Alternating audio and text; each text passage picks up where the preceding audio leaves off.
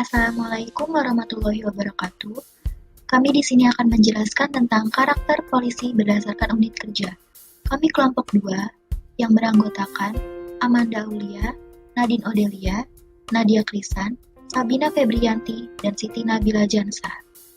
Bahan kajian yang pertama adalah karakter dasar anggota polisi.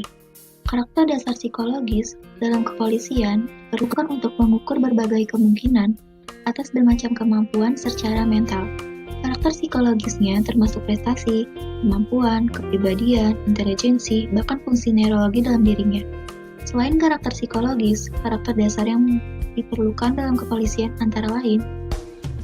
Yang pertama adalah berwibawa, jujur, dan adil.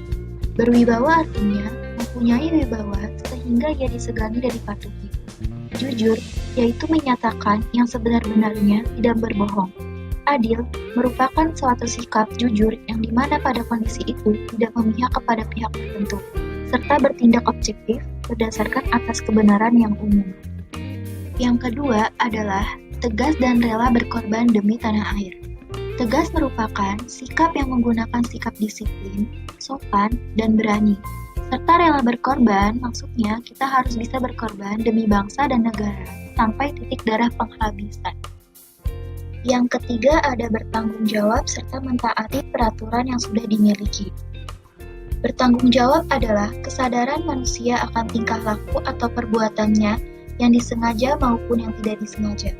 Tanggung jawab juga berarti berbuat sebagai perwujudan kesadaran akan kewajiban serta mentaati peraturan yang sudah dimiliki. Yang keempat, mempunyai semangat juang yang tinggi.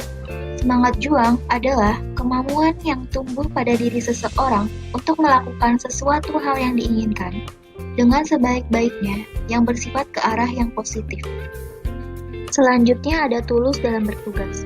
Makna tulus adalah ikhlas dan rela dengan sepenuh hati tanpa unsur paksaan dalam melaksanakan segala tugasnya. Dan yang terakhir, pantang menyerah. Pantang menyerah adalah tidak mudah putus asa dalam melakukan sesuatu, selalu bersikap optimis, mudah bangkit dari keterpurukan. Selanjutnya ada unit kerja kepolisian. Yang pertama ada Sabara. Sabara merupakan singkatan dari Samapta Bayangkara, yang bertugas untuk menyelenggarakan dan membina tugas polisi umum, seperti pengaturan, penjagaan, pengawalan, patroli, pengamanan, dan pengendalian massa. Kemudian ada Brimob. Brimob merupakan kepanjangan dari Brigade Mobil, yang bertugas untuk menangani terorisme dan kerusuhan, serta penegakan hukum, penanganan kejahatan tingkat tinggi, pencarian dan penyelamatan sandera, pertolongan bencana alam, pertempuran jarak dekat, dan penjinakan bom. Selanjutnya ada Propam.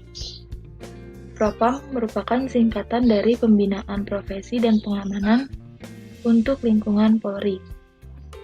Bertugas dalam pembinaan profesi dan pengamanan di lingkungan internal. Selanjutnya ada Polisi DVI atau Disaster Victim Identification. Tujuannya yaitu mengidentifikasi korban bencana yang hancur saat kejadian dan tidak mungkin lagi dikenali. Unit DVI ini terdiri dari dokter spesialis forensik, dokter gigi, ahli antropologi, kepolisian, fotografi, dan ada yang berasal dari masyarakat biasa. Kemudian ada polisi pariwisata yang bertugas sebagai pengamanan wisatawan, memberikan pelayanan dan kenyamanan baik dalam perjalanan wisata maupun di objek wisatanya. Selanjutnya ada polisi pantai. Polisi pantai bertugas untuk mengamankan wisatawan di sekitar pantai. Kemudian ada polisi Inavis atau Indonesian Automatic Fingerprint Identification System. Bertugas untuk mengidentifikasi melalui sidik jari sistem. Identifikasi di sini difokuskan pada pemusatan data otentik diri seluruh penduduk Indonesia melalui sidik jari. Kemudian ada lapor atau laboratorium forensik yang bertanggung jawab pada pengolahan TKP mulai dari membuat parameter pemeriksaan TKP, mengumpulkan bukti kejahatan, sampai dengan pemeriksaan bukti. Selanjutnya ada polisi PBB. Polisi PBB yaitu bertanggung jawab untuk menjaga perdamaian dunia.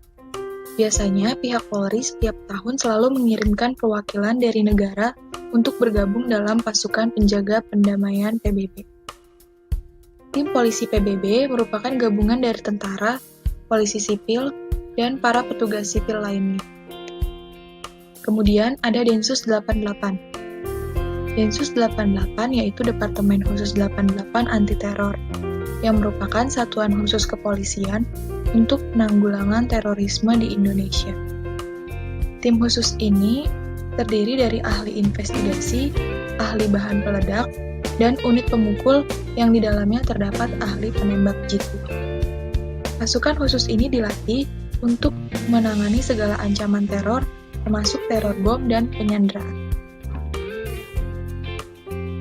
Kemudian ada unit K9, yaitu satuan Polri dengan ciri khasnya bertugas dengan anjing. Unit K9 ini merupakan partner yang terbilang cukup efektif dalam perannya mencegah dan menangani kondisi tertentu. Kemudian ada polisi berkuda, bertugas sebagai pengamanan keseharian, dan juga membantu dalam menangani kasus huru-hara. Selanjutnya, yaitu peran karakter psikologis terhadap kinerja dalam satuan kerja. Pada jenjang tamtama, peran dalam pekerjaannya yaitu melakukan instruksi, melaksanakan arahan, dan melakukan perintah yang diberikan oleh atasan. Sehingga kapasitas yang perlu dimiliki yaitu kesigapan dan siap dalam melaksanakan instruksi atasan, dan juga diperlukan loyalitas tinggi dan pantang menyerah dalam melaksanakan instruksi. Kemudian dampak yang akan terbentuk yaitu patuh terhadap perintah. Bintara, peran dalam bekerjanya yaitu sebagai penghubung antara perwira dan tamtama untuk melancarkan arahan dan petunjuk sehingga menjadi tindakan nyata dalam melakukan suatu pekerjaan tertentu dan memberikan kepastian bahwa arahan tugas yang diberikan oleh atasannya sudah dilaksanakan. Oleh karena itu, kapasitas yang perlu dimiliki yaitu komunikasi dan daya tangkap yang baik, serta kemampuan berpikir realistik. Kemudian, dampak yang akan terbentuk adalah berpikir konseptual dan berpikir operasional. Perwira, peran dalam bekerjanya yaitu sebagai pemimpin. Maksudnya yaitu atasan bagi bayangkara dan brigadir.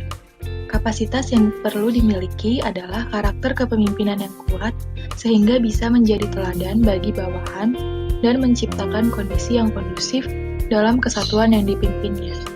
Kemudian sebagai manajer, yaitu perwira memiliki kekuasaan untuk melakukan supervisi.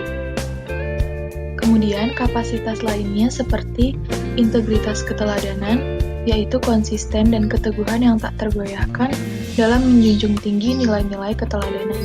Kemudian adaptasi diri untuk mencapai keseimbangan hidup dalam memenuhi kebutuhan sesuai dengan lingkungannya. Kemudian mengarahkan artinya memberi arahan terhadap sesuatu ke arah yang lebih baik. Serta mengevaluasi artinya proses penilaian dalam upaya peningkatan kualitas yang dapat berupa angka maupun hanya pendapat. Kemudian, ada melakukan pengembangan, yaitu melakukan suatu perubahan, serta melakukan pembinaan, yaitu sebuah perbaikan terhadap pola kehidupan yang direncanakan. Oleh karena itu, akan memberikan dampak seperti karakter pemimpin yang baik dan berpikir strategis. Selanjutnya, ada dampak ketidaksesuaian penempatan unit kerja. Sebelumnya, penempatan tersendiri memiliki arti menempatkan karyawan sebagai unsur pelaksana pekerjaan pada posisi yang sesuai dengan kemampuan, kecakapan, dan keahliannya.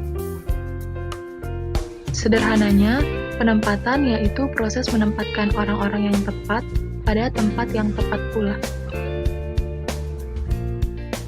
Bila institusi kepolisian menempatkan anggotanya pada tempat yang bukan keahliannya, maka kemungkinan kinerjanya tidak akan maksimal, sehingga tujuan institusi tidak akan efektif maupun efisien.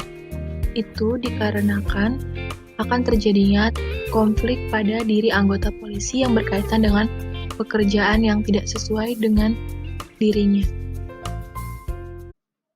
Dampak ketidaksesuaian penempatan unit kerja dapat memberikan dampak yang cukup besar baik terhadap anggota itu sendiri, bagi organisasi maupun bagi masyarakat. Dampak bagi diri sendiri yaitu anggota akan mengalami konflik-konflik internal seperti ketidaknyamanan yang pada akhirnya akan membuat anggota tersebut merasa tertekan atau stres dan merasa terbebani hingga memicu frustasi.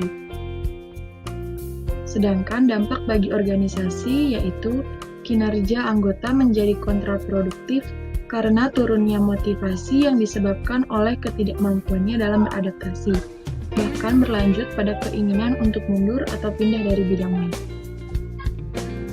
Dampak bagi masyarakat yaitu akan menyebabkan kurang maksimal dalam melakukan pelayanan bagi masyarakat, sehingga dapat membuat citra buruk terhadap Polri. Demikian pemaparan materi dari kami. Apabila ada yang ingin ditanyakan, kami membuka sesi pertanyaan di akhir video. Terima kasih.